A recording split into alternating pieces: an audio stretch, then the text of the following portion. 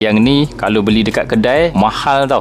Beli dekat beg kuning, kau tengok. Yang ni viral, magnetic phone holder jenis melekat dekat belakang ni, dan dia boleh lekat dekat objek besi macam ni. Yang ni function tau, kalau korang pergi gym nak letak phone, nak tengok phone, korang boleh letak dekat barbell ke dumbbell ke yang mesin besi tu, korang boleh buka macam ni, dia akan jadi macam ni kan. Korang boleh buat stand macam ni.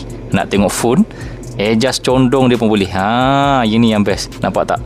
Tak jatuh Dan korang boleh pusing. Kalau nak buat secara landscape macam tu, boleh tengok movie guys. Dia boleh letak macam ni juga tau. Kalau korang tengah main phone ke, tak nak bagi jatuh kan. Kalau korang tak nak pakai, korang just simpan je macam ni. So lebih nipis lah. Biasanya kalau casing phone kan ada benda macam gini, dia mengganggu tau korang nak pegang phone. Ini tak, ini boleh removable. Nampak tak? So kalau korang nak, dia ada bagi sekali dengan magnetic ni. Kalau phone korang tak ada MagSafe, korang boleh pakai juga, sebab yang ni dia bagi sekali. Tapi kalau phone dah ada MagSafe ke iPhone, biasanya korang terus boleh pakai sahaja, plug and play je. Okay, memang kuat dia punya melekat. Korang boleh tekan dekat beg kuning bawah tu. Ada colour orange juga untuk IP yang warna orange tu. Smart weh. Wow, dia punya melekat.